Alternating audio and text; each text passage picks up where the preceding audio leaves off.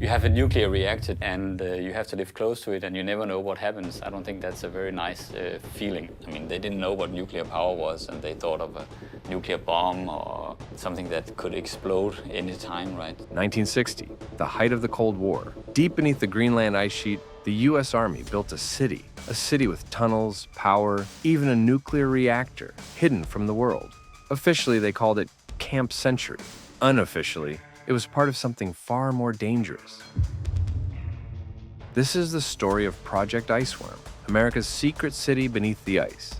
The US government offered to buy Greenland from Denmark, and that happened just after World War II. The price tag was $100 million in gold. After World War II, two superpowers stood locked in fear, the United States and the Soviet Union. Missiles were being built faster than peace treaties. America searched for places to hide weapons that could strike without warning.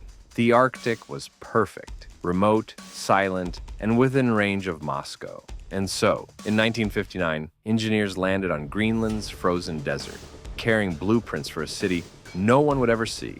The US government, people were beginning to realize that the Arctic areas would play a crucial role in the new Cold War. And for that reason, they thought it would be much easier if they controlled Greenland completely.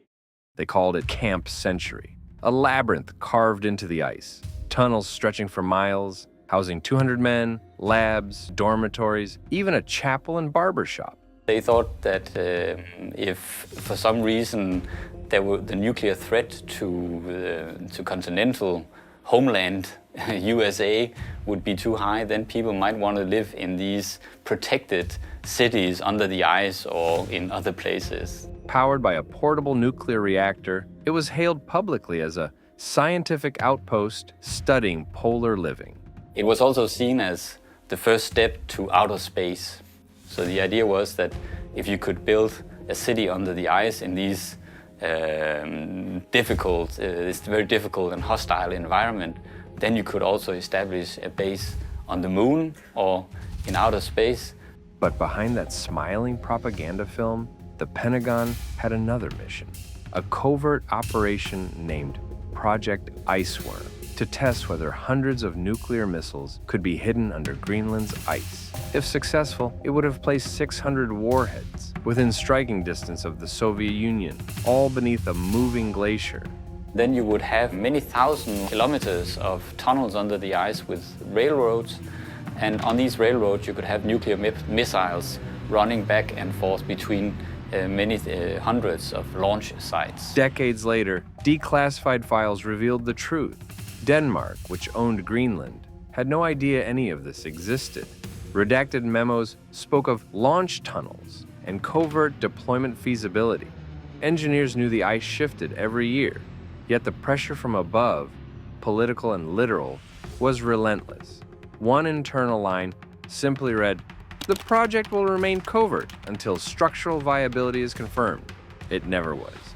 Before that, under Soviet propaganda, we thought that Western living in much poor condition that we are living. Of course, we were shocked when we saw that in reality it is opposite. By 1966, the ice began to move. Walls buckled, ceilings collapsed, and the dream of an underground missile base froze to death under its own ambition. The ice cap is not a solid piece of ice.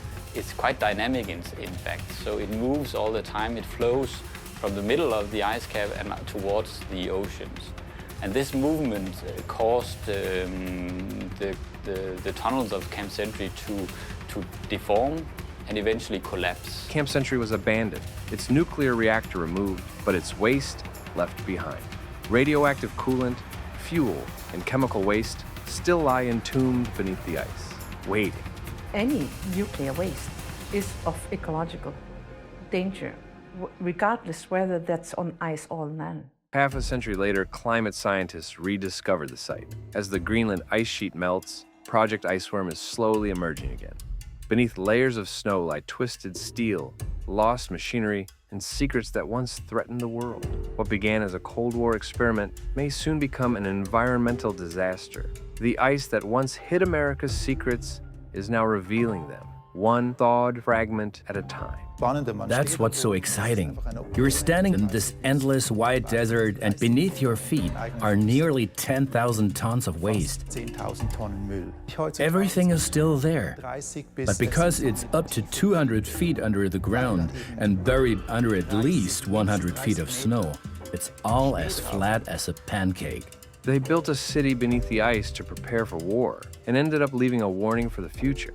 Every generation buries its fears in new places, under oceans, inside machines, beneath the Arctic cold. But time has a way of uncovering the truth.